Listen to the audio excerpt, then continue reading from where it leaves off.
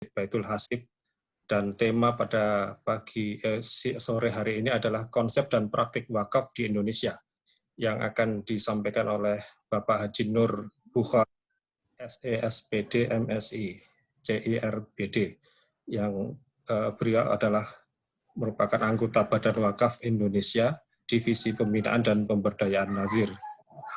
Sebagaimana kita ketahui bahwasanya Islam memiliki konsep yang matang terkait dengan sosial. Jadi keberadaan zakat misalnya sebagai salah satu pilar dalam rukun Islam menjadikan sosial, aspek sosial menjadi aspek yang sangat penting dalam Islam. Dan terkait juga dengan zakat, kita mungkin akan tarik sebuah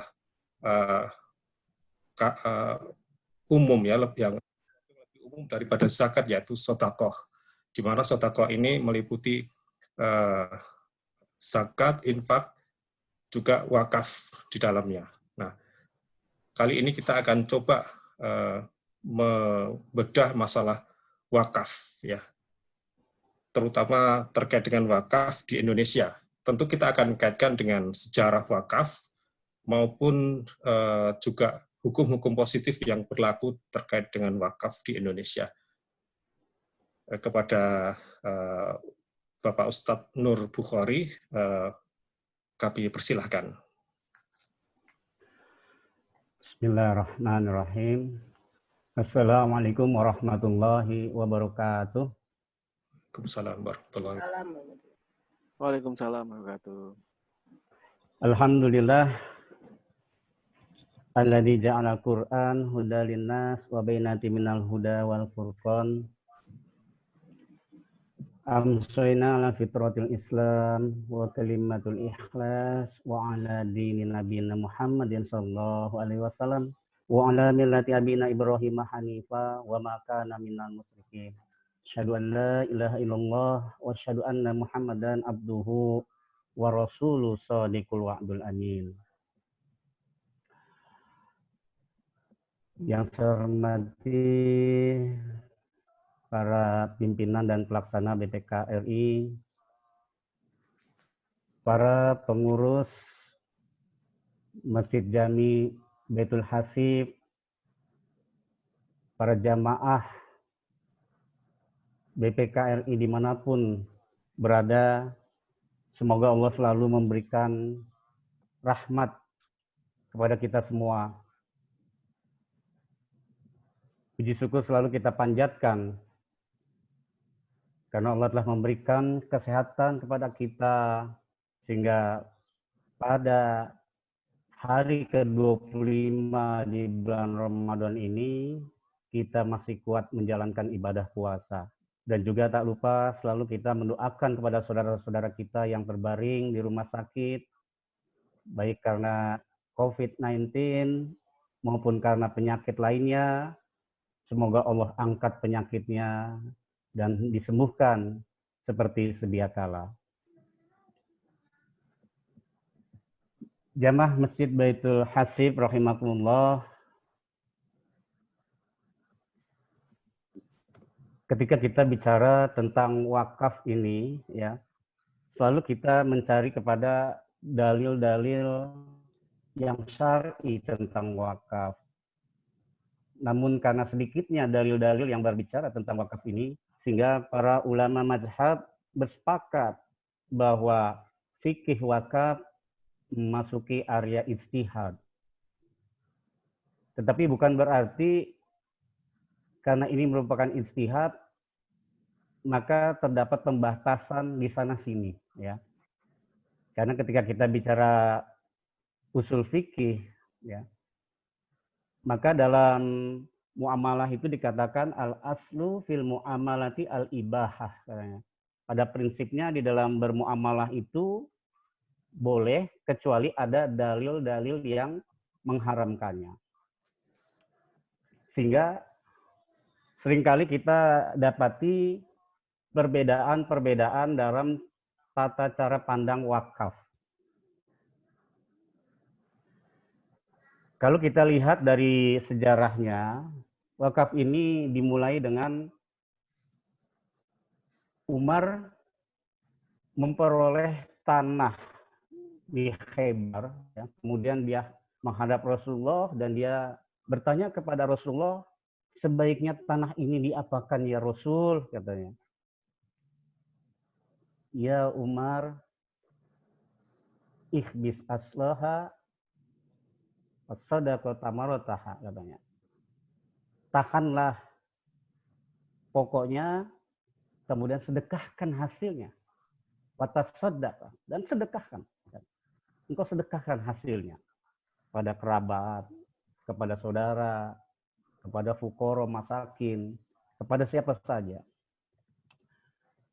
Begitu juga ketika Rasulullah memasuki satu kebun Bayroha, sebuah kebun yang dimiliki oleh Abu Tolhah, seorang sahabat di Ansor. Kemudian Rasulullah meminum air dari kebun itu, maka turunlah surat Ali Imran ayat 92 yang menyatakan bahwa lan tanalul birra hatta tunfiqu mimma tuhibbun. Kamu sekali-sekali tidak akan sampai kepada satu kebajikan manakala kamu belum menafkahkan sesuatu yang kamu cintai. Jadi kita belum sampai kepada satu kebajikan yang sempurna sebelum kita menafkahkan harta benda yang kita cintai. Ketika Abu Tolhah mendengar bahwa turunnya ayat tersebut, maka dia katakan kepada Rasulullah, ya Rasulullah, kebun Bayroha inilah yang paling aku cintai. Kebun Bayroha inilah yang aku miliki. Maka aku serahkan kepadamu ya Rasul, aku sedekahkan kepadamu untuk dakwah Islam pada masa Rasulullah itu. Tapi kemudian Rasulullah mengatakan, ya Abu Tolhah, kelola kebun ini, bagikan hasilnya. Begitu juga sahabat Muhairik, seorang Yahudi yang kemudian masuk Islam menjadi mu'alaf. Dia meminta kepada Rasulullah agar disertakan dalam perang Uhud. Ya Rasulullah, sertakanlah aku dalam perang Uhud. Jika aku mati, maka aku serahkan 10 kebun kurma ini untukmu. Kemudian Muhairik pun berperang, ya, dan syahidlah dia. Maka sesuai dengan amanahnya, Rasul menerima kebun kurma ini, kemudian sama Rasulullah diwakafkan. Dari beberapa kisah di atas ini, kita bisa mengambil kesimpulan bahwa wakaf itu harus produktif. Wakaf itu bukan pokoknya yang dimakan, tetapi pokoknya dikelola, kemudian hasilnya lah yang diberikan. Berbeda dengan konsep zakat. Kalau zakat, maka dia mengambil zakat, kemudian langsung dibagikan kepada 8 asnaf. Sementara kalau wakaf, dia tidak sesuai dengan namanya. Ya, secara etimologi al-waqaf. Wakaf itu adalah berhenti. Artinya pokoknya itu yang ditahan. Jadi kalau wakaf itu ketika seseorang mewakafkan, maka dia tahan pokoknya, kemudian dia kelola, hasilnya yang dibagikan. Dan wakaf ini subhanallah gitu ya. Pahala yang begitu terus-menerus mengalir. Sebagaimana yang disabdakan Rasulullah, idza matabnu adama in qata'a amaluhu illa min salasin. Shadaqatun jariyah aw ilmin yantafu bihi aw waladun shalih yad'u lah. Jadi apabila anak Adam wafat, maka putuslah segala amal ibadahnya kecuali yang 3 katanya. Yang pertama adalah sedekah jariyah, sedekah jariah. Nah, sedekah jariah inilah yang menjadi dalil daripada wakaf. Ya. Jadi wakaf itu bagian daripada sedekah. Tapi sedekah belum tentu wakaf. Kalau wakaf sudah pasti sedekah, sedekah itu belum tentu wakaf. Nah, mengalir terus-menerus. Subhanallah. Kalau kita tahu bahwa Lailatul Qadar ini sama seperti ibadah 83 tahun. Ya. 1000 bulan itu 83 tahun. Tetapi nilai pahala wakaf ini melebihi daripada 83 tahun. Dia terus-menerus. Selagi barang-barang yang diwakafkan kita itu dimanfaatkan, bermanfaat untuk orang banyak, maka pahala itu tidak akan habis-habisnya. Ya. Dan ini ada satu yang menarik, ya, kisah Utsman bin Affan. Ketika bagaimana saudara-saudara muslim pada saat itu mengalami kesulitan karena dia harus membayar air dengan bayar yang cukup mahal. Maka kata Rasulullah, siapa yang ingin mendapatkan minuman di surga, maka bantulah mereka dengan membeli sumur itu. Akhirnya Utsman pun tampil membeli sumur Roma. Ya. Kisah sumur Roma ini ternyata sampai sekarang masih terus. Ya, bahkan berkembang, ya.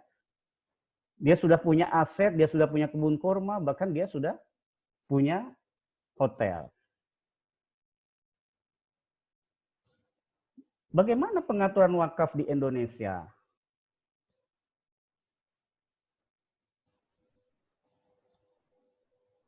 Undang-Undang Nomor 41 ini adalah undang-undang yang berisikan tentang wakaf. Bahwa menurut undang-undang, bahwa unsur wakaf itu ada 5. Yang pertama ada wakif. Wakif itu orang yang mewakafkan harta bendanya. Ada benda wakaf. Ya. Benda wakaf ini adalah perbuatan hukum wakif. Ya.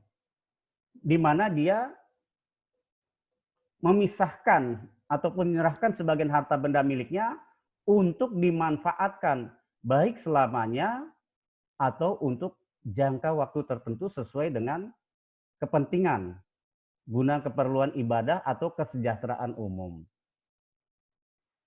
Subhanallah. Kalau zakat bicara tentang 8 asnaf, maka wakaf bicara kesejahteraan umum. Sehingga hasil dari wakaf ini bukan hanya kepada 8 asnaf saja, tetapi juga kepada kemaslahatan umum pun bisa digunakan. Kemudian nazir. Nazir adalah pihak yang menerima harta benda wakaf untuk dikelola, kemudian dikembangkan, kemudian hasilnya disalurkan. Harta benda wakaf ini bukanlah milik nazir. Ya. Seringkali kita mendengar bagaimana wakaf turun-temurun, nazir awalnya, kemudian dia meninggal, ganti anaknya meninggal, ganti cucunya meninggal, sehingga cucunya menganggap bahwa itu adalah warisan daripada nenek moyangnya. Sehingga tidak sering harta wakaf ini hilang ataupun dijual. Padahal harta wakaf itu bukan milik nazir. Harta wakaf itu milik Allah pada hakikatnya.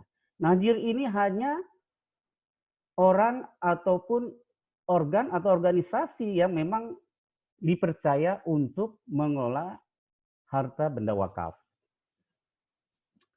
Kemudian ada ikrar wakaf. Ya. Ikrar wakaf ini pernyataan kehendak wakif yang diucapkan. Baik secara lisan maupun atau tulisan kepada nazir untuk mewakafkan harta benda miliknya. Nah, nanti ikrar wakaf ini dia punya PPAIW namanya, pejabat pelaksana ikrar wakaf, ya, pembuat ikrar wakaf. Masing-masing punya aturannya. Kalau tanah masuk ke KUA, kalau uang nanti di LKS PWU. Kalau saham, dia bisa melalui notaris yang ditunjuk. Kemudian mauquf alaih. Mauquf alaih ini adalah penerima manfaat. Ya. Nanti dari segi pengaturannya kita bisa lihat baik kriteria, jenis, ya, maupun pemahamannya. Ya. Jenis-jenis wakaf berdasarkan kriteria penerima manfaat, ya, mauquf alaih yang tadi, maka berdasarkan jenisnya ada 3 penerima manfaat. Yang pertama adalah wakaf ahli atau disebut juga wakaf zuri. Ini kalau di luar banyak dipakai, ya. Di Indonesia sedikit. Ada yang pakai, ada yang menolak. Kenapa? Karena wakaf ahli ini penerima manfaatnya adalah keluarga. Saya wakafkan sawah saya, tolong ya nanti anak cucu saya dibagi atau diberikan. Ada wakaf khairi. Wakaf khairi ini penerima manfaatnya adalah umum, ya, masyarakat. Siapa saja dia boleh menjadi penerima manfaat. Kemudian ada wakaf mustarak. Ya, wakaf mustarak ini adalah penerimaan manfaatnya adalah campuran, baik dari kerabat, ya, keluarga atau kerabatnya, dan juga masyarakat. Ada campurannya. Berapa persentasenya? Antara minkum, ya. Artinya pada saat wakif melakukan ikrar wakaf, ya, kepada nazir. Kemudian kriteria dari sisi waktu, wakaf ini ada 2. Ada wakaf mu'abbad, ada wakaf mu'aqqad. Nah, di Indonesia ini terjadi perbedaan pendapat, ya. Karena rata-rata mayoritas kita adalah memegang mazhab Imam Syafi'i, sehingga tidak mengenal dengan istilah wakaf mu'aqqad yang durasinya sifatnya temporer. Tapi lebih mengenal kepada wakaf mu'abbad karena durasinya selamanya, yang namanya wakaf ya selamanya, gitu. Tetapi sebagian negara-negara lain dia mengadopsi imam-imam mazhab itu, ya, sehingga membolehkan wakaf mu'aqqad. Dan di dalam undang-undang kita, di dalam peraturan kita, bahkan Majelis Ulama kita pada tahun 2002 telah memfatwakan dibolehnya wakaf uang, ya, wakaf uang. Kemudian Undang-Undang tahun 2004, ya, Undang-Undang Wakaf nomor 41 ini dia membolehkan wakaf uang sifatnya permanen maupun temporer. Nah, contoh wakaf mu'aqqad yang sifatnya temporer ini, contohnya misalnya kalau ada orang mewakafkan rumah, ya, kalau umpamanya benda tidak bergerak, ya, orang mewakafkan rumah. Rumah itu sudah usia puluhan tahun. Tentu saja rumahnya itu akan mengalami keterpurukan, ya, sehingga hancur gitu, ya. Apakah dengan kondisi seperti itu nazir yang menjadi pemilik rumah ini membiarkan atau dia merenovasi, gitu, ya? Bagaimana kalau dia merenovasi? Bagaimana kalau dia biarkan? Inilah satu alasan kenapa kita juga di Indonesia ini mengenal dengan wakaf mu'aqqad, ya. Tapi sekali lagi karena ini area ijtihad, sehingga kalau umpamanya di daerah-daerah dia tidak mau mengenal dengan istilah wakaf mu'aqqad, maka ijtihad itu dibenarkan juga, boleh juga gitu. Tapi nanti kita akan lihat ya, kita bedah bagaimana wakaf temporer ini ternyata luar biasa gitu. Karena kita sudah coba di BW itu kita coba kerjasama dengan Kementerian Keuangan dengan meluncing namanya CWLS 1, Cash Wakaf Link Sukuk. Ya. Dari wakaf link sukuk yang sifatnya temporer, yang cuma 5 tahun umurnya, artinya setelah 5 tahun ini akan kita kembalikan lagi kepada para pemiliknya, pemilik dana ini. Nah ini menariknya wakaf mu'aqqad ini adalah sedekah kita utuh dan bisa kembali lagi kepada kita. Ya, ini yang disebut dengan wakaf temporer. Nah, hasil dari CWLS kemarin itu kita buat namanya Retina Center di Rumah Sakit Ahmad Wardi di Banten, sehingga manfaatnya adalah bagi para duafa yang mengalami masalah retina, maka dia bisa dapat berobat secara gratis. Kemudian berdasarkan jenis bendanya, wakaf itu bisa berupa aset tetap, ya, tanah, bangunan, perkebunan. Malah kalau kita lihat banyak dari sejarah ya, dari para sahabat dari Umar sampai kepada Umar bin Abdul Aziz, ya, rata-rata mereka memberikan perkebunan yang produktif supaya apa? Supaya hasil daripada perkebunan ini bisa digunakan untuk kemaslahatan masyarakat. Kemudian ada namanya aset bergerak selain uang. Nah, aset bergerak selain uang ini ada saham, ada surat berharga, ada emas, ada permata, ya, termasuk hak paten. Ini para intelektual ini mereka ada yang mewakafkan di BBI itu jaring laba-laba gitu. Jadi kalau ada orang membangun konstruksi dengan menggunakan konsep jaring laba-laba, maka fee-nya itu diwakafkan. Ada juga perusahaan yang mewakafkan sebagian sahamnya, ya.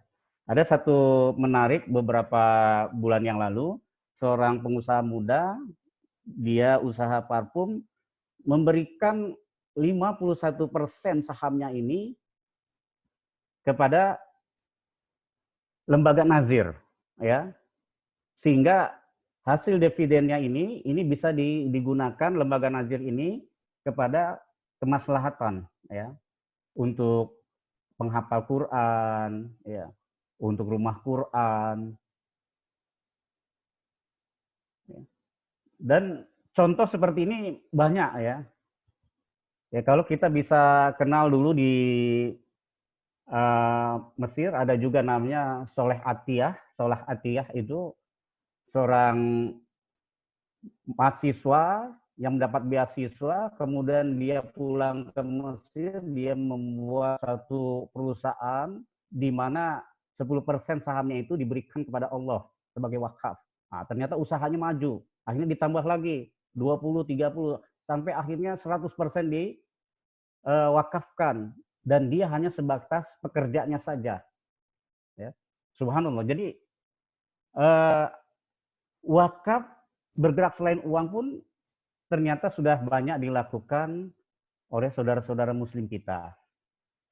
Kemudian yang ketiga, menurut jenisnya ini adalah wakaf uang. Uang kas ya maupun setara kas.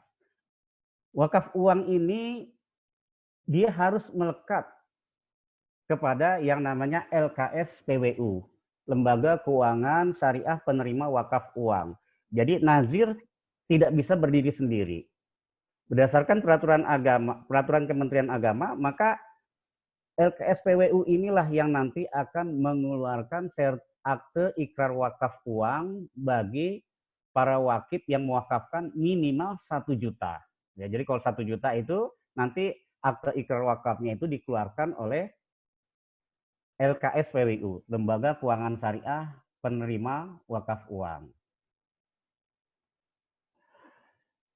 Jamaah rahimakumullah, nazir wakaf ini berdasarkan undang-undang ini ada 3 macam. Ada perseorangan, ada organisasi, ada badan hukum. Nazir perseorangan ini hanya boleh mengelola wakaf-wakaf yang sifatnya tidak bergerak. Wakaf tanah, ya, wakaf bangunan. Dan kebanyakan ini di Indonesia, nazirnya nazir perseorangan. Beberapa waktu yang lalu ketika saya melakukan edukasi di Kabupaten Tangerang, ya, para kiai-kiai ini banyak sekali memegang wakaf ini sampai puluhan hektar. Ketika saya bertanya, ditanam apa saja Pak Kiai? Wah, kami tidak punya modal, jadi ya sudah biar sebisanya aja saya. Jadi sangat sayang sekali gitu. Nazir organisasi maupun badan hukum, salah satu syaratnya adalah keterkaitan dengan dunia pendidikan atau masalah-masalah sosial. Ya. Contohnya misalnya badan hukum yayasan atau organisasi ini biasanya perkumpulan, ya, baik perkumpulan Muhammadiyah, NU, Persis, ya. Itu adalah satu organisasi. Badan hukum itu yayasan pendidikan, di mana seluruh nazirnya ini memenuhi salah satu persyaratan daripada nazir perseorangan.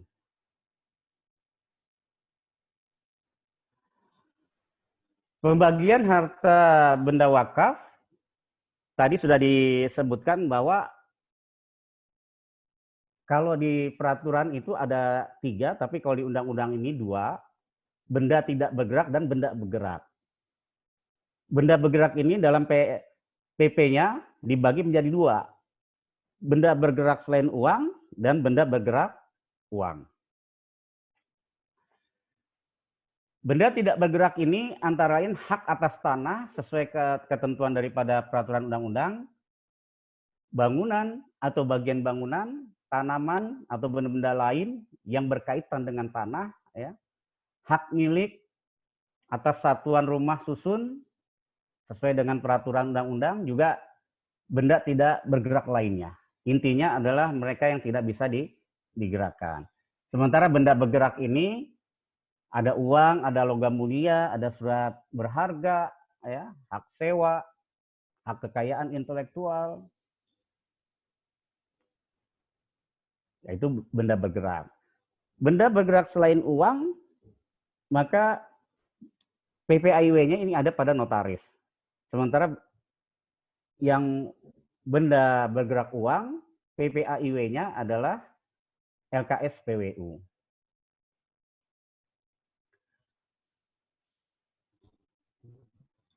Hadirin rahimakumullah, bagaimana alur proses daripada harta benda wakaf? Ya.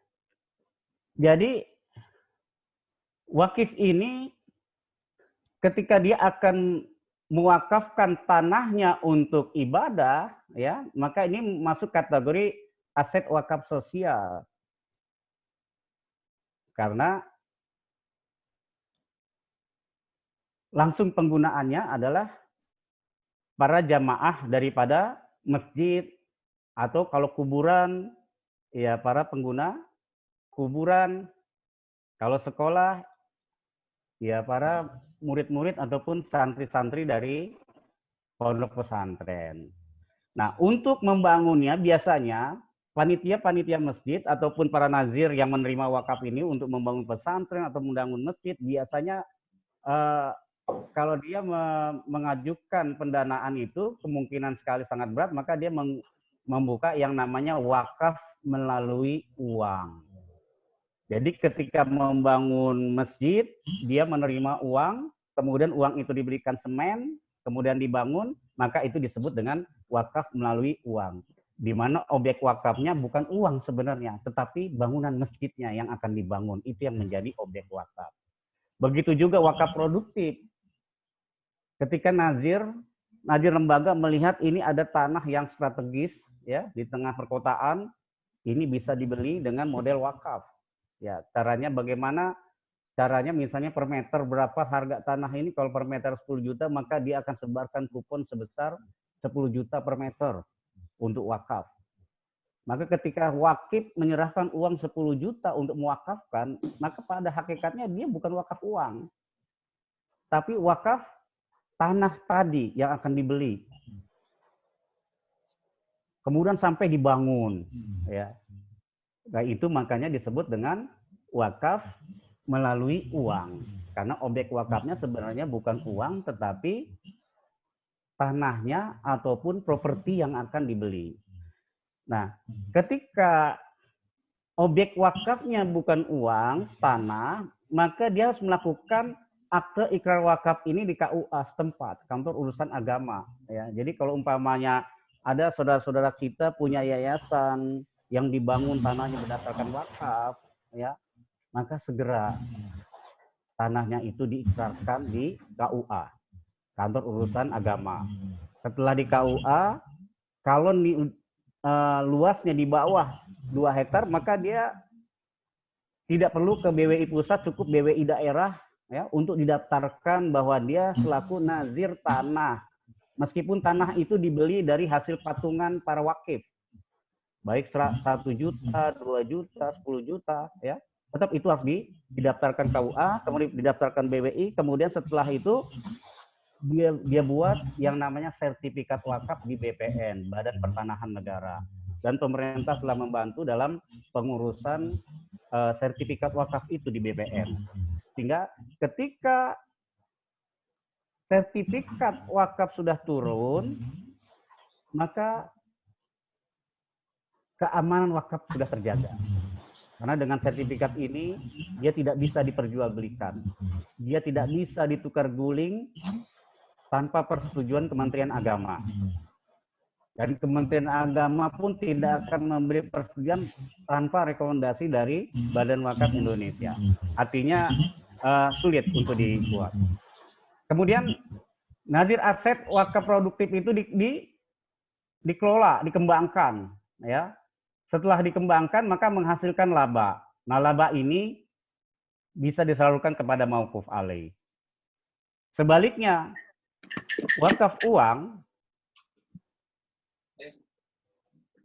wakif bisa datang ke bank syariah, mitra nazir, ya, selaku LKSPWU, di mana syarat nazir wakaf uang itu dia harus menggandeng bank, ya, selaku LKSPWU, banknya bank syariah, tidak boleh bank konven. Nah, setelah sudah menggandeng bank syariah, maka bank syariah ini LKSPWU itu membuat namanya crowdfunding, ya, apa yang menjadi kebutuhan nanti dia ditaruh di situ.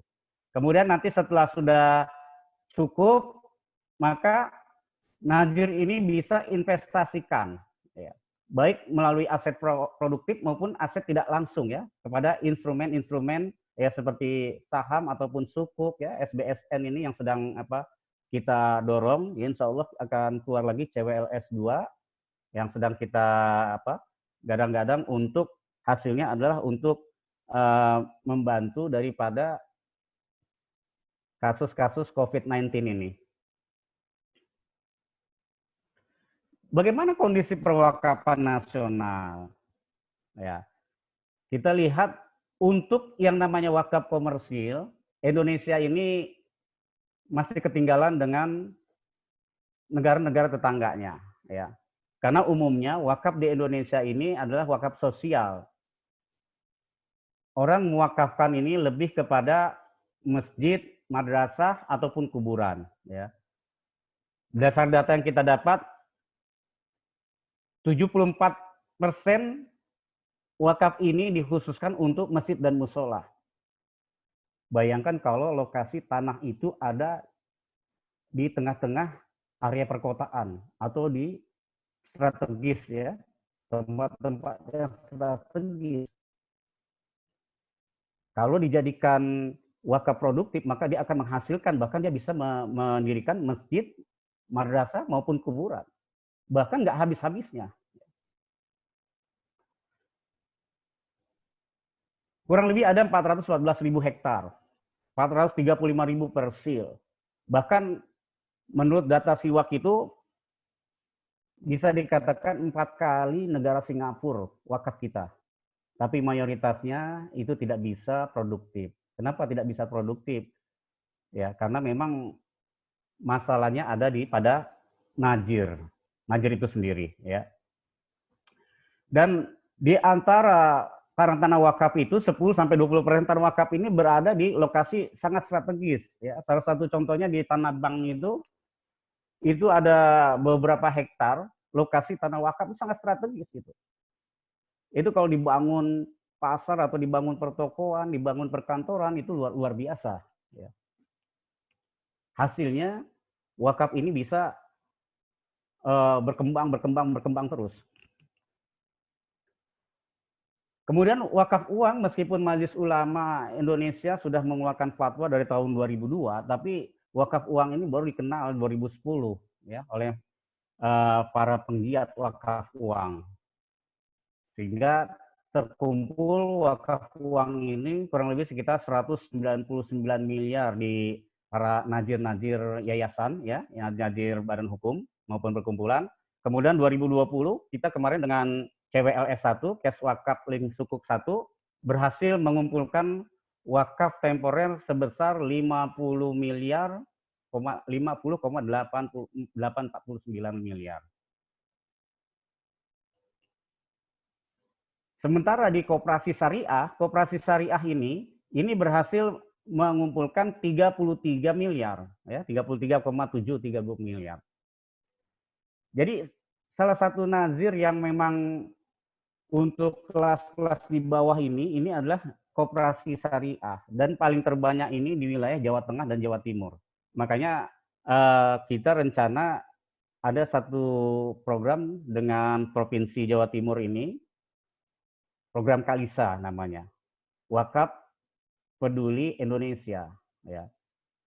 Yang mana mauquf alainya kita harapkan ini adalah untuk bisa membeli ventilator yang bisa membantu rumah sakit daerah untuk paling tidak bisa menekan angka kematian dari COVID-19 ini.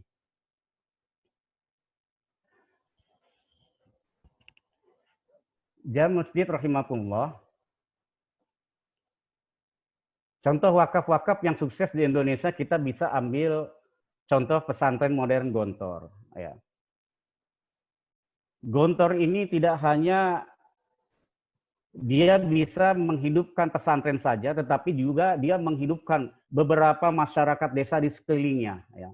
Wakaf-wakaf tanah yang dia miliki, dia melakukan bagi hasil muzaroah dengan masyarakat petani yang mengolah tanah itu, kemudian hasilnya bisa dinikmati oleh petani, sebagian lagi untuk kemaslahatan daripada masyarakat. Begitu juga pertokoan, pabrik, ya, pabrik air minum ini dibangun dari wakaf, sehingga wakaf-wakafnya ini bisa bermanfaat buat kemaslahatan. Begitu juga kalau kita pernah dengar di Aceh ada Habib Bugdad, ya. Sampai sekarang wakafnya berhasil mendirikan 3 buah hotel di dekat kota Mekah itu, yang hasilnya ini bisa mensubsidi daripada orang-orang Aceh yang beribadah haji ke Mekah. Kemudian ada lagi misalnya Yayasan Badan Wakaf Sultan Agung, ya, Semarang. Luasnya 35 hektar lahan kawasan terpadu Islamic Center. Begitu juga Darut Tauhid, ya, yang dikelola AAGIM, itu juga wakaf produktif. Dompet Duafa bagaimana mengelola beberapa rumah sakit yang memang bersumber dari wakaf produktif. Artinya, wakaf ini kalau memang kita kelola dengan sungguh-sungguh, kita kelola dengan profesional, tidak menutup kemungkinan ini akan menopang pembangunan di Indonesia, sehingga Indonesia ini bisa menghemat APBN. Ya. Indonesia ini bisa mengoptimalkan sosial Islamic finance. Ya. Bagaimana dana-dana wakaf ini bisa diberdayakan, bisa dimanfaatkan. Ya, permasalahannya adalah berapa banyak nazir-nazir yang memiliki kualitas profesional yang tinggi, ya, sehingga dia bisa mengembangkan, ya, mengelola, ya, dengan baik. Karena kebanyakan nazir-nazir yang ada, ya, khususnya adalah nazir-nazir harta benda wakaf yang tidak bergerak ini, rata-rata mereka adalah nazir-nazir yang memang lebih kepada pendidikan keagamaan saja, artinya dari segi manajer investasi tidak memiliki kemampuan, sehingga banyak sekali aset-aset wakaf yang tidak terkelola dengan baik. Sekarang kita lanjut kepada contoh instrumen wakaf bergerak. Di sini kita mengenal dengan cash wakaf deposit, ada deposit link wakaf, ada sukuk link wakaf, ada cash wakaf link sukuk. Kemudian ada wakaf saham, ada wakaf manfaat asuransi. Jadi wakaf bergerak ini ternyata sangat luar biasa gitu. Sangat elastis dan dia bisa menjadi satu potensi sumber ekonomi yang luar biasa di dalam membangun masyarakat kita.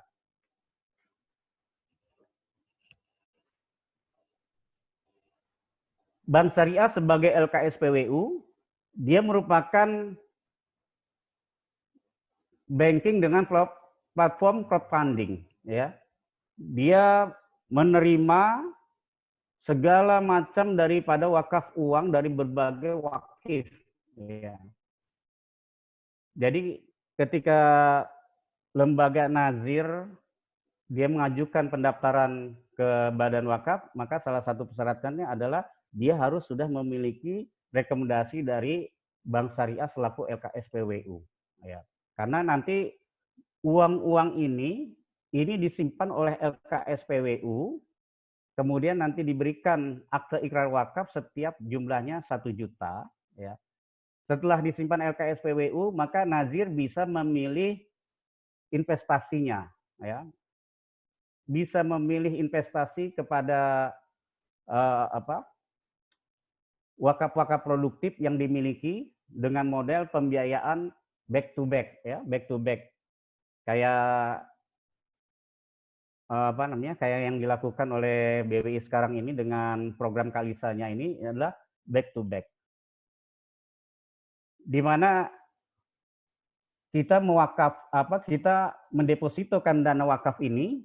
Nah, dari hasil dana wakaf ini kan kalau umpamanya diberikan ventilator ini dapatnya sedikit. Maka kita mengajukan pembiayaan dengan jaminannya adalah bagi hasil yang diberikan oleh bank. Sehingga bagi hasil yang diberikan oleh bank ini bisa sebagai angsuran.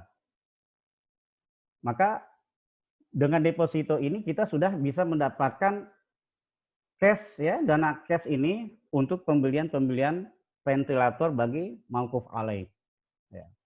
Nanti begitu sampai selesai, jangka waktunya selesai, maka bagi wakaf temporer dikembalikan, sementara bagi wakaf-wakaf permanen ini kita bisa kelola lagi untuk kegiatan-kegiatan lainnya. Jadi wakif menyerahkan dananya melalui bank, ya, dana ini adalah sesungguhnya dikelola oleh nazir, ya, pengelola nazir. Bank ini hanya sebagai penampungan saja. Kemudian dikelola secara produktif, ya, dalam sebuah proyek-proyek, baik proyek keuangan maupun proyek-proyek wakaf produktif yang bisa menghasilkan. Kemudian hasilnya bisa diberikan kepada mauquf alaih. Ini kas wakaf deposit, ya, yang tadi sudah saya kasih contohkan. Yang namanya cash wakaf berarti sumbernya dari wakaf dulu. Berbeda dengan deposit link wakaf. Cash wakaf ini dari dana wakaf, baik itu permanen maupun temporer, didepositokan. Setelah didepositokan ini, maka diajukanlah pembiayaan, ya, supaya apa? Supaya mauquf alaihnya ini bisa dapat besar langsung, karena mauquf alaih ini nggak mesti harus orang per orang, bisa juga dalam bentuk sarana, ya, pembangunan jembatan, pembangunan sekolah, pembangunan yang dibutuhkan, pokoknya kemaslahatan lah. Maka hasilnya inilah yang kemudian ini bisa berputar. Bisa juga dilakukan pembiayaan dengan akad-akad mudharabah, musyarakah, ijarah, ya, sesuai dengan bankable-nya, ya. Artinya bank akan melihat investasi-investasi yang menguntungkan. Kemudian ada lagi namanya deposit link wakaf. Nah, deposit link wakaf ini, wakif ini ingin mewakafkan, tapi hasilnya yang diwakafkan. Dia mendepositokan uang 1 miliar di mana hasilnya diwakafkan, hasilnya yang diwakafkan. Depositonya tetap, ya, hasilnya saja yang diwakafkan sesuai dengan jangka waktunya. Kalau 1 tahun ya 1 tahun.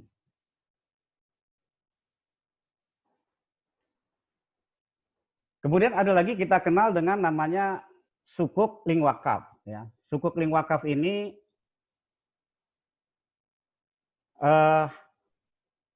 di mana nazir katakanlah punya lahan yang sangat strategis, ya, maka dia mewakilkan supaya dibangunkan gedung, entah itu perkantoran ataupun hotel, ya, kepada bank sebagai wakil. Bank bisa mensubkonnya kepada satu perusahaan real estate, ya. Kemudian nanti perusahaan tersebut dia bisa menerbitkan sukuk, ya, ya tentunya sesuai dengan ketentuan-ketentuan yang berlaku di pasar modal, ya. Dalam hal ini regulasinya diatur oleh Otoritas Jasa Keuangan. Nah, ini yang dilakukan Grand Jam Tower yang ada di Mekah, di mana kerajaan dia bekerja sama mewakalahkannya itu kepada Bin Laden. Nah, Bin Laden ini kemudian melakukan lagi akad sukuk hukar, ya, dengan namanya Mesat Real Estate, ya. Masing-masing melakukan. Yang satu wakalah bil istiqmar, ya. Artinya dengan kerajaan ini Bin Laden melakukan wakalah bil istiqmar, di mana aset wakaf ini dikelola oleh kerajaan, kemudian diwakilkan kepada Bin Laden untuk membangun satu Grand Tower, kemudian Bin Laden melakukan akad hukar, ya, dengan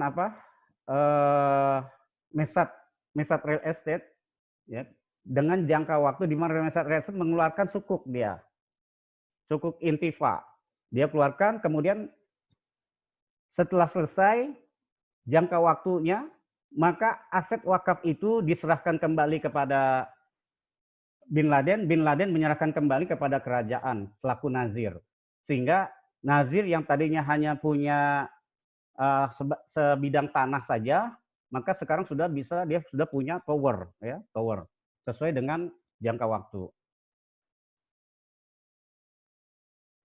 Nah, alasan kenapa aset wakaf ini sulit memiliki aset terhadap sumber keuangan ini, ya karena dia tidak bisa diperjualbelikan. Aset wakaf itu tidak bisa diperjualbelikan, tidak bisa dihibahkan, tidak bisa dijaminkan. Sehingga bank itu tidak mau mendanai nazir wakaf, ya, untuk pembangunan karena tidak bisa dijaminkan tanahnya, gitu. Maka cara yang dilakukan adalah menggunakan sukuk link wakaf. Jadi kerjasama, ya, dia mewakalahkan ijarah, ya, maka selesai itu bisa. Ya kayak kasus di Mampang ini, lokasinya sangat strategis, wakaf, wakaf untuk sekolah, madrasahnya kekurangan dana, dia nggak bisa membayar guru-gurunya sehingga sangat terbengkalai.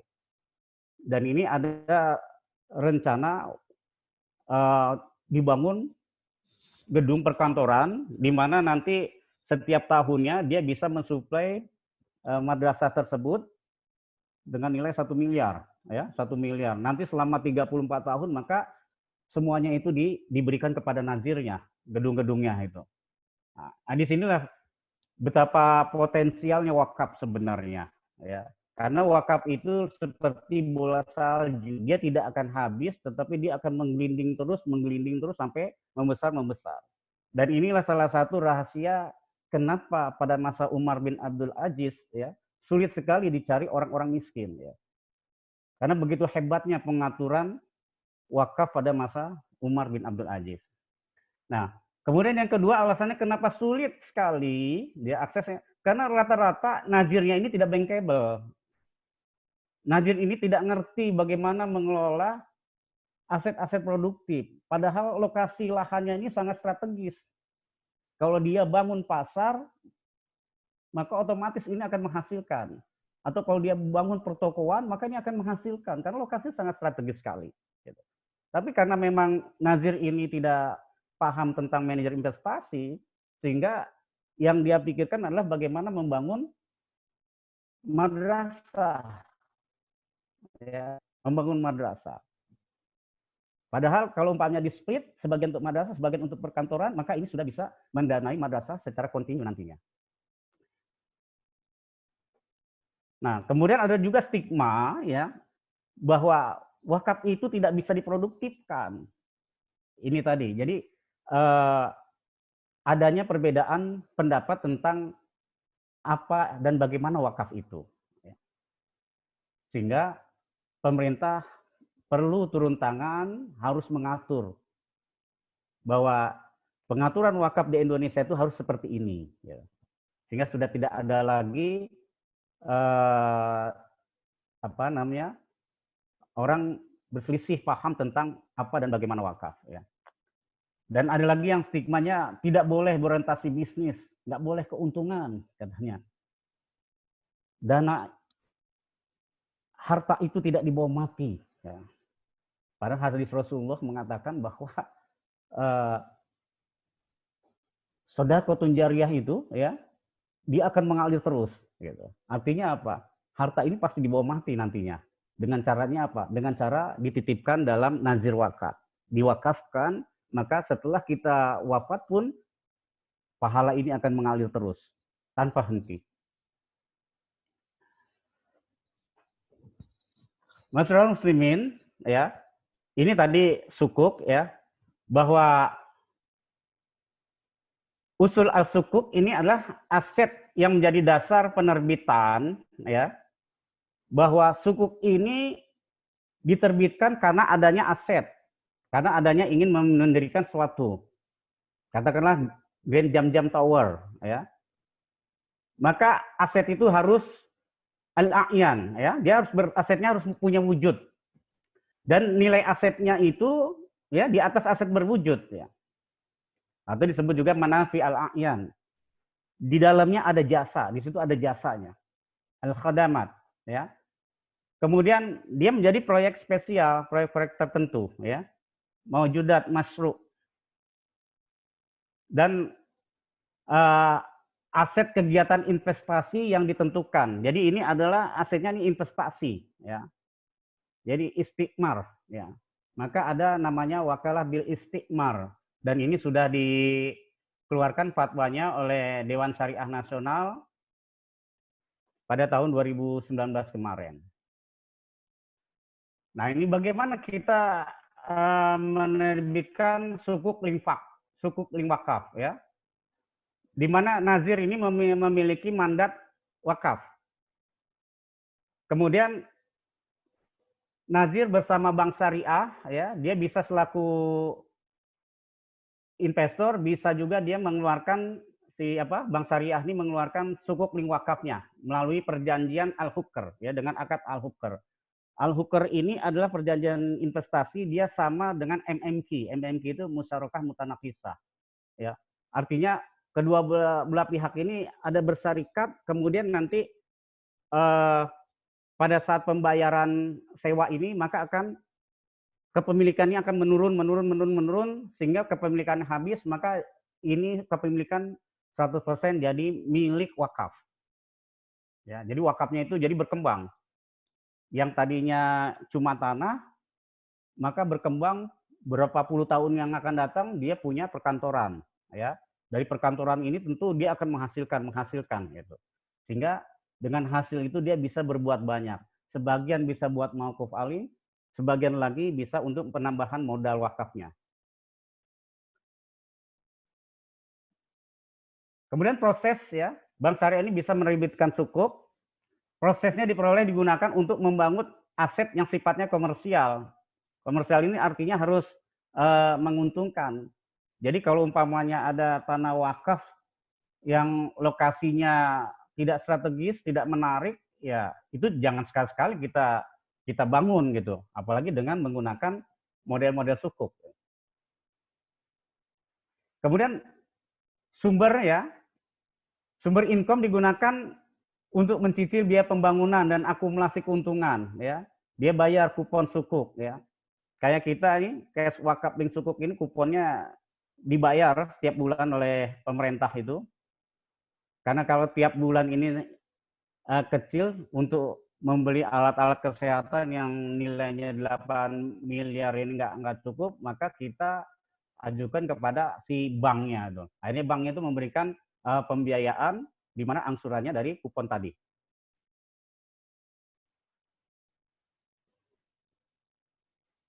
Nah, Najib meneruskan kepada mauquf alaih, ya. Mauquf alaihnya itu bisa pendidikan, bisa kesehatan, ya, bisa ekonomi, bisa juga tanggap bencana, ya, seperti sekarang ini, ya. Jadi itu adalah mauquf alaih yang memang bisa kita bantu dari hasil-hasil wakaf. Apabila persyaratan dalam akad al-hukr terpenuhi, maka berakhirlah pengelolaan bank atas tanah yang dimaksud. Ya. Jadi kalau umpamanya sudah sesuai kesepakatan bahwa untuk membangun gedung ini dibutuhkan sekian miliar, kemudian bank menjual sukuk dengan pokoknya sekian dan keuntungan bank sekian, ya. Kemudian sewanya kepada si Najir sekian dengan pola seperti MMQ tadi, ya. Tapi kalau umpamanya dalam jangka waktu katakanlah 5 tahun ternyata banknya masih rugi, belum balik modal, maka ini diperpanjang. Dengan sendirinya diperpanjang. Nah, disinilah antara minkumnya, ya, di mana masing-masing pihak saling menguntungkan. Bank untung, Nazir juga untung, ya. Tidak ada yang dirugikan sama sekali. Dengan pola al-hukr ini, maka sama-sama menguntungkan. Kemudian ini prototip di mana LKS sebagai penerbit sukuk link wakaf, ya. Jadi dia menerbitkan sukuk link wakaf untuk program-program Nazir, ya. Nazir ini, Nazir A, B, Nazir C, ini banyak, ya. Ada contohnya misalnya kayak Nazir A ini Al-Azhar, ya. Wakaf Al-Azhar ini dia bermain di transportasi, bus-bus gitu, ya. Wakaf-wakafnya itu dia taruh di bus, sehingga dari situ dia bisa menghasilkan. Kemudian kayak Dede, dia main wakaf-wakafnya pada hospital, ya, pada rumah sakit, termasuk alat-alat kesehatan, ya, sehingga hampir semua rumah sakit wakaf itu didirikan oleh Dede, gitu. Kemudian ada lagi juga Nazir wakaf yang memang dia spesialis dalam penggilingan padi, kemudian dia ternak, ya, termasuk juga mat gitu, ya, minimarket ataupun megamat, ya. Ini bisa juga dibangun dengan model penerbitan sukuk link wakaf, ya, di mana LKS bisa berfungsi sebagai penerbit sukuknya. Kemudian hasilnya semua dari investasi ini, ya, maka ini bisa digunakan, ya, digunakan untuk berbagai hal, ya. Bisa juga digunakan untuk apa? Tadi ya, pendidikan, kesehatan, kemudian ekonomi, balik lagi ekonomi, bantu kepada peternak-peternak yang kecil, gitu. Bantu kepada warung-warung mikro, dan semuanya ini bisa dilakukan. Mohon maaf Ustadz, barangkali bisa dipercepat sedikit, segera kita masuk ke sesi tanya-jawab, demikian. Oke, baik. Kita langsung aja ke ini, ya. Di terakhir aja. Baik, jamaah Masjid Baitul Hasib yang dirahmati Allah, bahwa banyak sekali survei-survei di luar yang menyatakan bahwa Indonesia ini sebagai negara paling dermawan di dunia, ya. 87% penduduk muslim ini sebenarnya merupakan potensi kepada Islamic Social Finance, ya, kepada filantropi Islam. Ini sangat-sangat potensi sekali, ya. Apalagi mudah sekali hati kita ini tergerak, ya, untuk membantu sesama kita, dan ini diakui oleh dunia. Kemudian beberapa survei lagi mengatakan bahwa untuk kelas menengah ini semangat berbelanjanya ini luar biasa sampai 2030, sehingga ini menjadi incaran para negara-negara lain bahwa prospek pasar di Indonesia ini sangat terbuka, sangat besar, ya, sangat besar sekali. Dan ini juga menjadi peluang bagi filantropi Islam ini untuk masuk di sana, ya. Kemudian juga tahun 2036 ini, ya, berdasarkan hasil riset ini, bahwa Indonesia sebagai negara dengan angkatan kerja paling produktif kedua di dunia, ya. Artinya apa? Ini juga satu potensi yang memang tidak boleh kita biarkan, ya. Harus benar-benar kita jaga dan kita kembangkan dan kita wujudkan, ya. Kemudian Farki melakukan survei 20.000 anak milenial dunia tentang opini terhadap agama dan kebahagiaan, maka opininya mereka menyatakan bahwa agama membawa kebahagiaan tertinggi di Indonesia. Artinya apa? Banyak anak-anak milenial ini sudah mulai hatinya sudah mulai agamis, ya. Mereka sudah pakai hijab, mereka sudah ingin sekali berperilaku sebagai agamis, ya.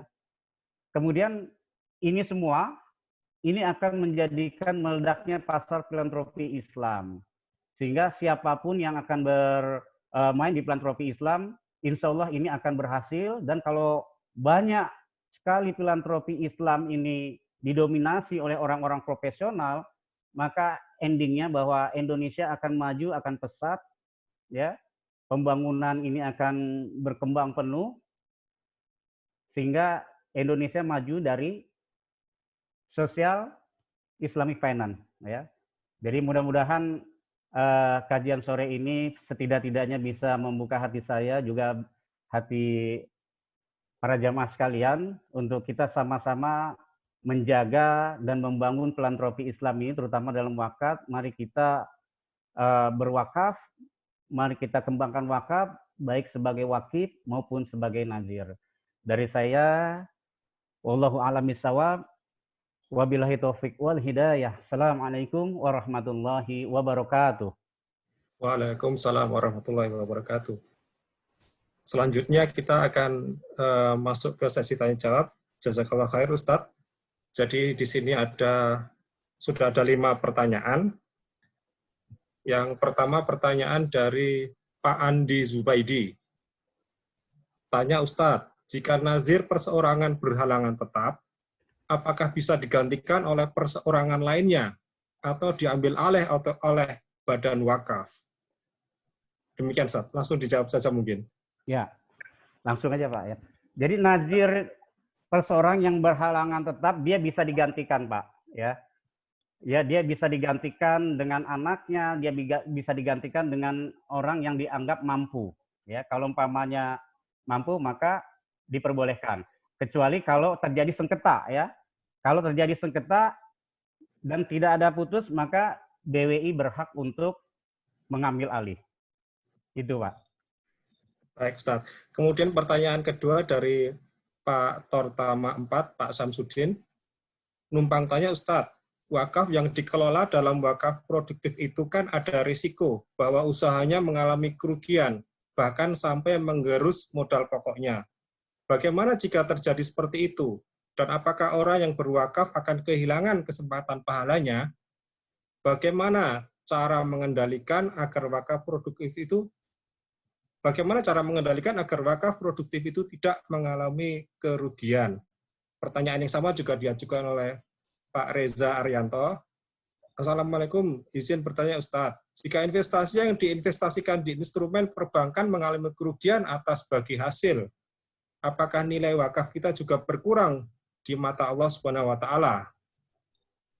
Nah, satu lagi masih terkait dari Mas Agung perwakilan Banten. Apakah pahala wakaf berakhir setelah harta wakaf sudah tidak memberi manfaat? Contohnya wakaf sumur air, bila suatu saat sumur tersebut kering. Demikian Ustaz, pertanyaan tentang bagaimana bila rugi, dan yang terakhir tadi pertanyaan bila sudah tidak memberi manfaat lagi. Baik. Jamaah rahimakumullah, ketika seseorang mewakafkan hartanya, maka putuslah sudah. Putus dalam hal ini adalah kepemilikannya. Berpindahnya kepemilikan dia kepada kepemilikan Allah, ya. Artinya jangan takut apakah dia ini rugi atau untung, ya. Kenapa? Karena Allah sudah menjanjikan, ya, bahwa sedekahun jariyah, ya, itu adalah salah satu pahala yang terus-menerus mengalir terus, ya. Apakah ini habis sejalan dengan habisnya wakaf? Ini adalah cara pandang dari para ahli fikih, gitu ya, dari para ahli fikih. Ada sebagian ahli fikih yang mengatakan ya sudah habis, sampai kalau sudah habis ya habis. Ada yang mengatakan ahli fikih bahwa itu tidak habis, dia kan tidak habis. Ketika dia sudah wakaf dia tidak habis-habis, meskipun itunya habis, ya. Contoh misalnya orang mewakafkan untuk masjid. Ternyata masjid itu sudah berusia 50 tahun, hancur semua, gitu. Apakah wakaf dia habis? Tidak juga, gitu. Harta yang dibeli dari dia, ya, mungkin hancur, tapi di mata Allah tidak hancur, tidak habis, gitu ya. Jadi jangan takut pahalanya terputus, ya. Kemudian bagaimana nanti kalau umpamanya rugi? Nah, ini dia. Artinya seorang nazir ini dia harus peka. Di dalam mengelola wakaf, kalau memang dia tidak paham tentang manajer investasi, ya, apakah dia harus dibuat produktif, gitu ya, usaha transportasi, usaha rumah sakit, usaha hotel, ya, maka dia dilihat kalau memang dia tidak memiliki pengalaman, ya jangan masuk ke sana. Salah satu kenapa pemerintah memasukkan LKSPWU, ya, karena LKSPWU inilah dia yang memiliki konsep manajemen resiko. Ya. Artinya seorang bankir ini memang sudah dilatih untuk berjibaku dengan konsep manajemen resiko. Sementara nazir-nazir yang memang tidak memiliki pengalaman dalam manajemen resiko, ya, ini diharapkan ya dia mewakalahkan, wakalah bil istimar, gitu tadi kan, ya. Seperti misal contohnya tadi Grand Jam-Jam, ya, di Mekah itu, bagaimana kerajaan ini mewakalahkan kepada Bin Laden dengan wakalah istimar, ya. Kemudian Bin Laden ini menggandeng mitra bisnisnya lagi, ya, dengan akad al-hukr, ya, dengan model MMQ, musyarakah mutanakisah. Sehingga dengan kemampuan yang masing-masing miliki ini, maka dipastikan kerugian ini hampir tidak ada, sama sekali tidak ada kerugian, ya. Nah, sekarang kalau instrumen keuangan, bagaimana instrumen keuangan? Ya, instrumen keuangan karena memang sudah terlatih, ya, kayak misalnya kita menggunakan konsep deposito. Kalau deposito di bank kan sudah pasti dijamin oleh LPS. Artinya kalau banknya rugi, banknya hancur pun diganti oleh LPS. Kemudian kita menggunakan misalnya reksadana. Reksadana kita bisa ambil reksadana ijaroh, ya. Reksadana ijaroh ini artinya dia penghasilan tetap, sehingga tidak akan rugi. Kalau umpamanya dia rugi, maka seluruh aset-aset reksadana itu ya harus mengganti daripada wakaf gitu. Begitu juga sukuk ya, SBSN, misalnya kasus CWLS ini kita temporer wakaf. Kita berikan sukuk negara ya. Kemudian dapat kupon, maka sudah pasti ini tidak akan mengalami kerugian. Tapi kalau umpamanya terjadi kerugian juga, ini di luar kemampuan kita, wallahu a'lam bishawab, artinya nggak ada masalah. Yang penting niat kita sudah lakukan.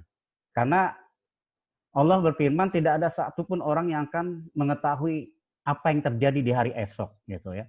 Jadi dalam surat Luqman itu katakan kita nggak tahu tuh apa yang akan terjadi pada investasi kita di hari esok. Gitu. Jadi sekali lagi semuanya itu diserahkan kepada Allah Subhanahu wa Ta'ala. Artinya kita jangan takut pahala kita terputus karena Allah sudah menjamin itu semua. Allahu a'lam. Gitu Pak ya. Terima kasih Ustaz. Ada satu pertanyaan lagi. Ini malah yang pertama dari Pak Amri Lewa. Assalamualaikum Ustaz. Izin bertanya. Waalaikumsalam warahmatullahi. Apakah sah menurut syariah jika di atas tanah wakaf yang diniatkan oleh wakif untuk membangun masjid, namun setelah beberapa tahun kemudian, setelah berdiri masjid, nazir juga membangun unit toko dan tempat pertemuan atau meeting room? Mohon pencerahan. Iya. Jadi sahnya segala sesuatu itu sebenarnya tergantung dengan akadnya. Kalau umpamanya dia mencederai akad, maka otomatis tidak sah juga gitu. Nah, sebaiknya si nazir ini mendatangi wakif ya, meminta izin bahwa kalau dia bangun masjid ini maka akan membutuhkan biaya operasional yang cukup ya. Maka untuk menutup biaya operasional ini maka harus dibuat sumber uang. Salah satu sumber uangnya adalah dibangun ruko gitu ya. Sehingga dari hasil ruko ini bisa menjadikan operasional masjid itu. Ya. Saya yakin si wakif ini sangat-sangat setuju sekali gitu. Atau diberikan pengertian juga bahwa lokasinya sangat strategis. Kalau dijadikan ruko, kemudian BEP-nya lebih cepat, ini bisa dibangunkan masjid di tempat lain lagi. Sementara wakaf dia tetap dia dapat masjid, kemudian dia bisa bikin lagi madrasah, nanti dia bisa bikin lagi sekolah-sekolah lainnya gitu ya dari wakaf yang ini. Tapi semuanya ini harus seizin dan sepersetujuan daripada wakif. Jangan sampai nanti di ikrar wakafnya masjid dibangunnya bukan masjid gitu. Nah, karena selama ini kan masyarakat nih wakaf ini taunya yang namanya wakaf ya untuk masjid lah.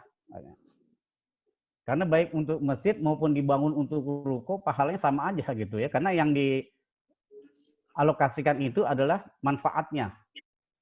Bukan daripada pokoknya. Pokoknya tetap tapi manfaatnya inilah yang akan banyak dinikmati oleh masyarakat pada umumnya. Itu saja Bapak. Baik. Kalau seandainya wakifnya sudah meninggal, bagaimana Ustaz? Wakifnya sudah meninggal, bisa minta kepada anaknya, ya ahli warisnya, ya izin ahli waris. Hanya tidak bisa diambil lagi, gitu. Wakaf itu kalau wakaf itu nggak bisa diambil lagi, gitu. Dia hanya izin penggunaannya saja, minta diikhlaskan, izin, toh hasil wakafnya juga tetap ke masjid nantinya.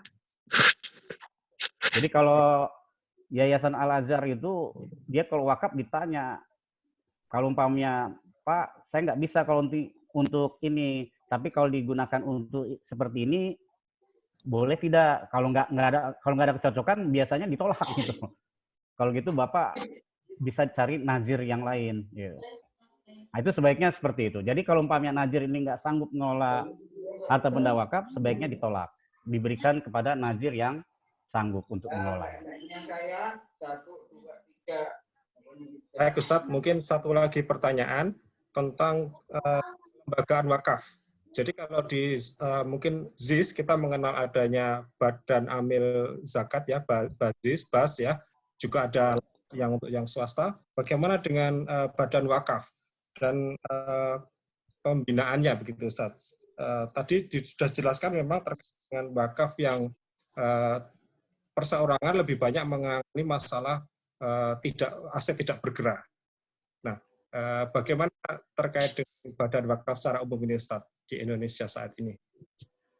Iya, jadi Badan Wakaf Indonesia ini adalah nazir nasional, nazir pemerintah yang memang ditugaskan untuk membina, mengawal perwakafan yang ada di Indonesia. Ya. Sehingga di kami ini ada kurang lebih 26 komisioner dengan beberapa divisi. Nah, salah satu pembina dan pemberdayaannya kebetulan saya ada di situ, ada 3, saya, Dr. Henry Tanjung, kemudian Dr. Abdul Muta'ali, ya. Kita melakukan pembinaan dalam bentuk biasanya membina secara sekaligus melalui forum wakaf produktif. Jadi kita punya forum wakaf produktif ya. Kemudian kita juga punya ada Asosiasi Nazir Jawa Timur, Asosiasi Nazir Jawa Tengah ya. Yang biasanya kita lakukan dengan Kementerian Koperasi kerjasamanya, dengan Kementerian Agama kerjasamanya. Ya, karena Badan Wakaf Indonesia ini juga ya boleh dibilang aktivitasnya pun itu sangat terbatas karena semuanya ini ya tergantung daripada budgeting yang sudah dianggarkan di dalam APBN ya.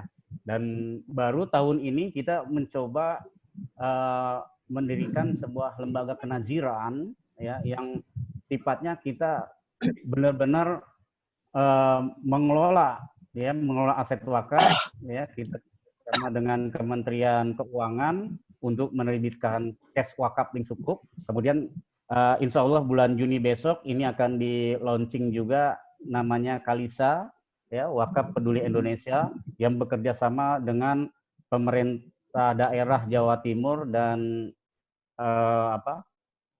Bank Syariah LKSPWU ya, di mana kita akan mencoba mengembangkan dengan manajer investasinya Bank Syariah ya, Bank Syariah selaku manajer investasinya. Kemudian hasilnya ini kita akan berikan sesuai dengan tema kita Wakaf Peduli Indonesia. Kita akan membeli ventilator-ventilator untuk rumah sakit daerah ya. Jadi ini kita baru 2. Satu lagi adalah Retina Center, rumah sakit mata yang kerjasama dengan Dompet Duafa, itu sudah jalan di Banten ya, jalan Banten, dan Retina Center ini dibiayai dari hasil kupon dari cash wakaf Linsukuk ya, SBSN yang kita terima gitu. Nah, untuk pembinaannya insya Allah kita bisa melalui www.bi.go.id ya, bisa di situ kita ada, atau bisa datang, atau nanti kerjasama ya dengan kita. Dan kemarin kita juga sudah bekerjasama dengan IAI untuk mengeluarkan standar akuntansi wakaf PSAK 112 yang insya Allah akan diberlakukan pada tahun 2021. Dan kami sangat senang sekali andai saja misalnya tiap-tiap masjid ini memiliki lembaga wakaf ya, lembaga nazir wakaf. Jadi tidak hanya dia menghimpun zakat, tapi masjid juga bisa menghimpun wakaf, terutama wakaf uang. Sehingga masjid ini bisa mendanai aktivitas kegiatan masjid, termasuk juga kegiatan-kegiatan di sekitar masjid itu ya, kegiatan-kegiatan masyarakat, baik dalam bencana maupun pendidikan, beasiswa ya, yang semuanya bisa dilakukan. Kalau zakat ini sifatnya cuma numpang lewat, menghimpun kemudian menyalurkan, tapi kalau wakaf ini mengelola. Ya, bayangkan kalau umpamanya 1 bulan saja bisa terkumpul dana 100 juta, maka 1 tahun sudah 1,2 miliar. Bayangkan kalau sampai 50 tahun atau 100 tahun gitu. Karena kita bicara wakaf ini kita bicara masa yang akan datang, bukan bicara pada saat ini. Ya. Ya mudah-mudahan itu saja. Jadi nanti bagi teman-teman dari BPK ya, BPK ataupun yayasan, teman-teman yang punya yayasan yang ingin menjadi nazir wakaf, silakan datang ke BWI, bisa menghubungi kami di BWI di Taman Mini, lantai 2 Baitul Quran, dan insya Allah kami sangat terbuka. Baik, terima kasih. Jazakallah khair, Ustadz. Jadi kalau boleh kami resumkan, bahwasanya permasalahan wakaf ini memang adalah merupakan termasuk dalam permasalahan ijtihad ya Ustadz ya, karena Betul. memang tidak diatur secara eksplisit di dalam Quran maupun hadis. Dia termasuk dalam pembahasan masalah sedekah. Ya. Dan wakaf yang merupakan ciri khas dari wakaf adalah wakaf merupakan dikelola secara produktif, yaitu pokoknya ditahan, tapi hasilnya yang dibagikan. Yeah. Kemudian wakaf juga berbeda dengan zakat yang hanya melibatkan 8 asnaf atau 8 golongan dalam pembagiannya, maka wakaf mauquf alaihnya adalah untuk kemaslahatan umum, kemaslahatan umum. Ya. Tadi juga sudah dijelaskan jenis-jenis wakaf sesuai dengan penerimaan manfaat, waktu, penggunaan maupun jenis bendanya. Juga dijelaskan adanya Undang-Undang Nomor 41 maupun PP Nomor 42 yang terkait untuk melindungi proses wakaf itu sendiri ya Ustaz ya. Jadi mungkin kalau ada kerugian segala macam itu mudah-mudahan dengan adanya peraturan-peraturan ini bisa diminimalkan. Ya.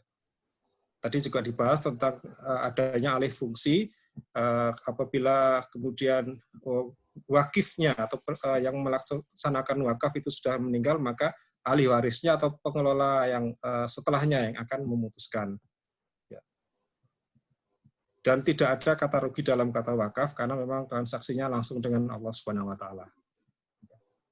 Demikian mungkin secara singkat kami resumkan dari pembahasan kita pada sore hari ini. Selanjutnya waktu kami kembalikan kepada Pak Sumono. Terima kasih. Assalamualaikum warahmatullahi wabarakatuh. Waalaikumsalam warahmatullahi wabarakatuh. Barangkali langsung ditutup dengan doa, Ustaz. Silakan. Baik. Saudara sekalian, mari kita sama-sama berdoa kepada Allah Subhanahu wa taala.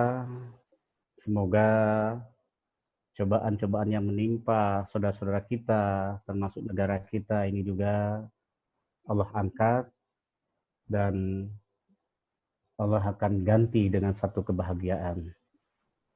Mari kita sama-sama istighfar 3 kali. Astagfirullah, astagfirullahaladzim, astagfirullahaladzim, astagfirullahaladzim. Alhamdulillah rabbil alamin hamdan syakirin hamdan na'imin hamdan yu'afihi wa yukafi'u majidah.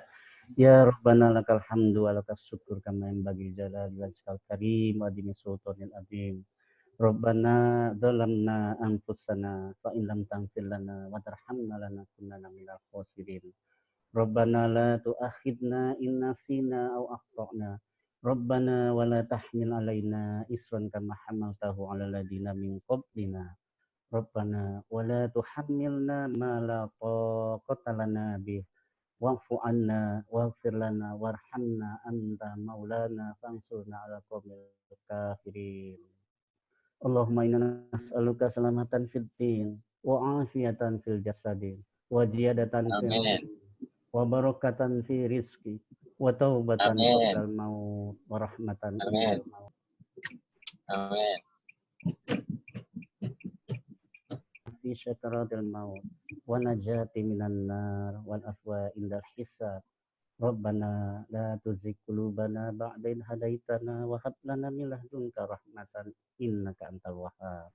Rabbana atina fid dunya hasanah wa fil akhirati hasanah wa qina adzabannar. Subhana rabbika rabbil izzati amma yasifun. Wassalamun alal mursalin walhamdulillahi rabbil alamin. Al-Fatihah. Jazakallahu khair kepada Ustaz Bukhari yang telah memberikan pencerahan yang cukup bagus di kesempatan sore hari ini. Mudah-mudahan kita diberikan kesempatan untuk mengimplementasikan pemahaman yang tadi dibedar oleh Ustaz Bukhari. Bapak dan Ibu, barangkali kami mewakili pengurus Masjid Baitul Hasid mengucapkan terima kasih kepada Bapak PLT Terutama Keuangan Negara 4, Bapak Samsudin, beserta jajarannya yang telah memungkinkan kajian di sore hari ini bisa terlaksana dengan baik. Terima kasih juga kami sampaikan kepada Bapak Ahmad Adib Susilo, KO 3A, kemudian Ibu Indria Siziana atau Ibu Nia, KO 4C, kepada Bapak Padang Pamungkas, KO 4A, Bapak Di Julianto, KO 7B, Bapak Ali Asyar yang izin lebih dahulu karena Sulawesi Tenggara sudah berbuka puasa. Kami ucapkan juga terima kasih Bapak Agus Khotib, Kepala Perwakilan Banten, Bapak Ayub Amali, Kepala Perwakilan Jawa Tengah, Bapak Heri Ridwan, Kepala Perwakilan Kalimantan Barat, Bapak Muhammad Toha, Kepala Perwakilan Sulawesi Barat, dan Bapak Wahyu Briono, Kepala Perwakilan Sulawesi Selatan. Mudah-mudahan apa yang telah kita lakukan di kesempatan sore hari ini sebagai sebuah majelis ilmu, Allah mencatatkan sebagai sebuah kebaikan. Sebelum kami akhiri, kami berikan kesempatan kepada Mas Wibi untuk mengumumkan agenda kita berikutnya.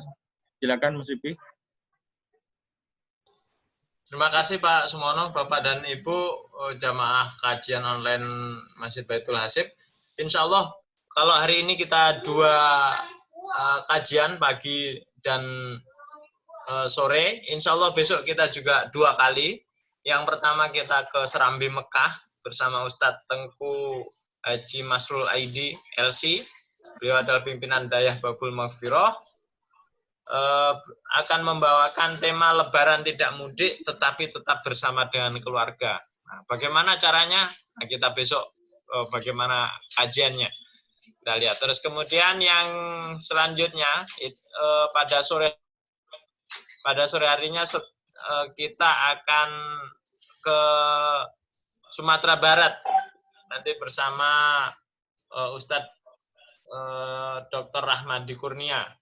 Nah, kita biasanya kalau mudik bertemu dengan keluarga, berbakti kepada orang tua sebagai bentuk berbakti kepada orang tua. Nah, bagaimana dengan kondisi seperti saat ini ketika kita memang tidak dilarang untuk mudik. Nah, oleh karena itu mari kita ikuti bagaimana bentuk berbakti kepada orang tua ketika dalam masa seperti saat ini. Terus selanjutnya, tak lupa kami kembali mengingatkan selagi masih tanggal 25 Ramadan, mari kita segera menunaikan zakat. Kalau yang ada deadline-nya itu adalah zakat fitrah yang sebelum sholat Idul Fitri seharusnya sudah dibayarkan, akan tapi boleh dibayarkan sejak Ramadan. Oleh karena itu, daripada kita terlambat mengumpulkan zakat, lebih baik mari kita percepat kewajiban mengumpulkan zakat tersebut. Selain zakat fitrah juga diterima juga zakat mal dan zakat profesi serta sedekah. Karena itu mari kita salurkan zakat, infak dan sedekah kita ke unit pengumpul zakat. Kalau khusus untuk AKN 5 ini biasanya dikoordinatori oleh Pak Bustanul kayaknya. Ya. Silakan langsung. Oh ya, AKN 4. Mohon maaf salah. AKN 4 Pak Bustanul salah. Kalau AKN 5 Pak Lail nanti. Terima kasih Bapak dan Ibu para jamaah kajian online Masjid Baitul Hasib. Saya kembalikan ke Pak Sumono, Pak. Silakan, Pak. Baik, terima kasih Pak Wibi. Sekali lagi terima kasih kepada Ustadz Nur Syamsuddin Bukhari yang telah memberikan pencerahan di kesempatan sore hari ini. Terima kasih kepada Bapak dan Ibu yang senantiasa setia dengan kajian online Masjid Baitul Hasib. Ingat waktu juga sudah sore, ya, kami ucapkan juga selamat berbuka puasa untuk teman-teman yang sudah sampai saat berbuka puasa, perwakilan Tengah dan Timur. Baik, Bapak dan Ibu, kita tutup pertemuan kita sore hari ini dengan membaca hamdalah dan doa kifaratul majelis. Alhamdulillah.